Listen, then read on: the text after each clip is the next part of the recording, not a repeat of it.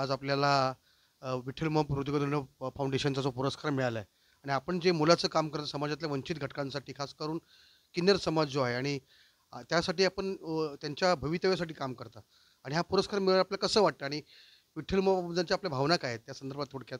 आपलं जर लहानपण, माझं जर बालपण गेलं आहे, महाराष्ट्राची लोकधारा, आमची माती आमची माणसं आणि विठ्ठलदादांना बघण्यात गेलेलं आहे. म्हणजे आम्ही टी व्हीवरती त्यांनी साकारलेली कोळीण, जसं मी मगाशी भांडणामध्ये सांगितलं की ती कोळीण साकारणं किंवा आपली संस्कृती काय, त्यांनी आम्हाला चांगल्या पद्धतीने समजून सांगितलं. आणि तुम्ही जसं म्हणतात की वंचित, कलाकार हा कधी वंचित नसतो, समाजही कधी वंचित नसतो. फक्त त्याची विचार करायची पद्धत आणि हे शाहीरच बदलू शकतात.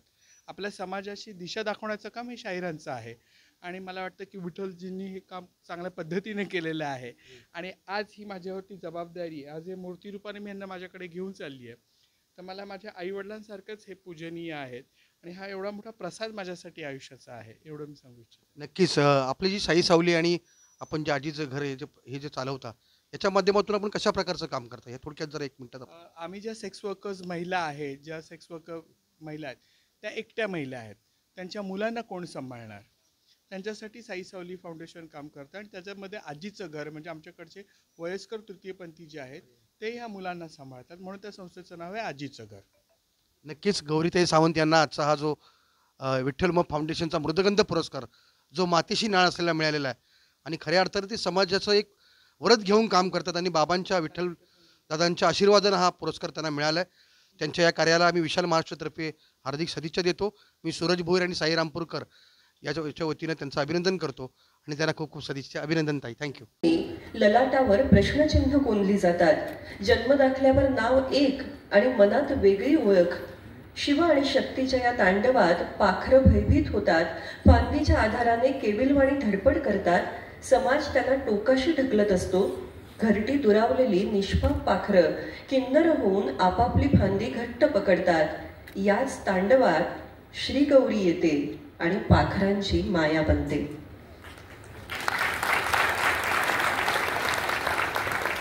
श्री गौरी सावंत, ट्रान्सजेंडर घटकांची माता, आई, तृतीयपंथीयांचा सन्मान, संघर्ष, भावना, संघटन, हक्क, अधिकार यांच्यासाठीचं ऊर्जा केंद्र. आता त्यांची ओळख ही स्त्री पुरुष तृतीयपंथी अशी मर्यादित नाहीच. ही तर ऊर्जा, मानवी शरीरानं धारण केलेली ऊर्जा. शिवशक्ती एकाच देहात आणि एकाच मनात राहतात. याच मनात एक ठिणगी ठसठसठे आहे आत्मशोधाची. कोहम, मी स्त्री, पुरुष की जीव, जीव की जीवात्मा, आत्मा की परमात्मा. देहाच्या लिंगभेदाच्या काटेरी फांदीवरून या पाखरानं जी झेप घेतली ती भरारी ठरली. आपल्या वैयक्तिक आयुष्यातील दुःख, चटके, वेदना विसरून ट्रान्सजेंडरसाठी आपली बुद्धी, कौशल्य आणि जीवन समर्पित करणाऱ्या श्री गौरी सावंत ॲडव्होकेट आहेत. टेड टॉक्स या प्रेरणादायी कार्यक्रमातून सारख्या प्रेरणादायी कार्यक्रमातून त्यांनी आपल्या भावना आणि कार्य राष्ट्रीय आंतरराष्ट्रीय स्तरावर झळकवलं. तृतीयपंथीयांचं जिणं म्हणजे मानहानी, सार्वत्रिक मानहानी आणि झिडकारलेली आयुष्य, कुचेष्टा, अपमान, लैंगिक अत्याचार, मारहाण आणि शिव्या अशा समाज घटकांना स्वतःची ओळख देणं, जगण्याची उर्मी, कौशल्याची दिशा, संघटन आणि समान हक्क देणं हे श्री गौरी सावंत यांनी ध्येय मानलं. साई सावली फाउंडेशन या संस्थेच्या माध्यमातून देशातील किन्नर आणि तृतीयपंथीयांची सेवा करून सामाजिक परिवर्तन घडवलं गेलं. पुस्तकातून, चित्रपटातून व्यापक जनजागृतीचा ध्यास घेतला गेला. आम्हीही माणसंच आहोत जिवंत हे सगळ्यांना सांगण्यासाठी समाजाला हाक दिली गेली. आजचा हा सत्कार हा या ऊर्जा केंद्राचा सत्कार आहे.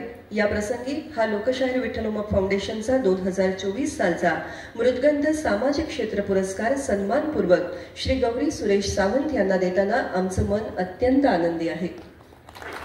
मी जयराज साळगावकरजींना विनंती करते की आपण श्री गौरी सावंत यांना सन्मानित करावं.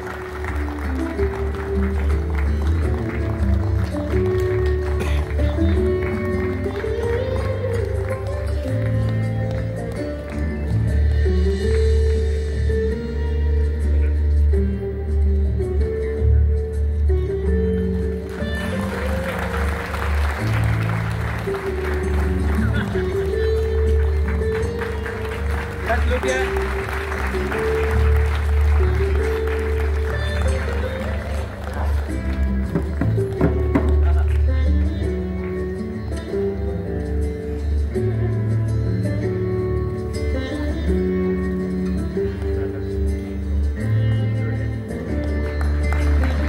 Yes, look here, look here.